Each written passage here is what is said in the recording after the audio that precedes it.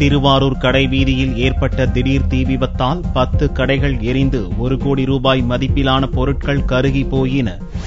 திருவாரூர் கடைவீதியில் பழைய பேருந்து நிலையம் முன்புறம் துணி, ஃபேன்சி, கண்ணாடி கடைகள் உள்ளிட்ட 10க்கும் மேற்பட்ட கடைகள் உள்ளன.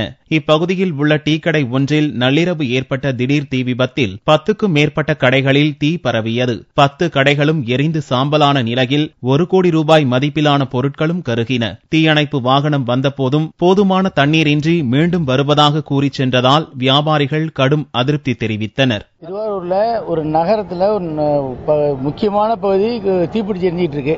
திருவாரூர்ல இருந்து பெயர் சர்வீஸ் வந்து தண்ணில இருந்து திரும்பி போயிட்டாங்க. இதனால தண்ணி இல்லாதனால பெயர் சர்வீஸ் வராதனால பல கோடி ரூபாய் லாஸ் ஆகிட்டு. இப்ப அது வெளியூர்ல இருந்து வரதுக்கு 1 மணி நேரம் 2 மணி நேரம் ஆகிட்டு 2 மணி நேரமா எரிஞ்சிட்டு இருக்கு. தண்ணி இல்ல அரைக்கிறதுக்கு. அதனால வன்மையா கண்டிக்கிறோம். இதை கிட்டத்தட்ட 2 மணி நேரமா கடை எரிஞ்சுக்கிட்டேன் சார். திருவாரூர் வண்டி வந்து பாதி தண்ணி தான் சார் அணைச்சிட்டு போயிட்டு இன்னும் 1 மணி நேரம் தண்ணியே வரல சார். வண்டியே வரல. இது கடையில சுத்தப்பட்ட எல்லா வண்டியெல்லாம் வந்து கிட்டத்தட்ட 2 மணி நேரம் சின்னதான் வண்டி வந்து அணைக்கிறாங்க. ரொம்ப பல கோடிக்கு மேல லாஸ் ஆயிட்டு இருக்கு சார். இந்த தீ விபத்து காரணமாக பல மணி நேரம் மின்சாரம் துண்டிக்கப்பட்டது. இது குறித்து போலீசார் வழக்கு பதிவு செய்து விசாரணை நடத்தி வருகின்றனர்.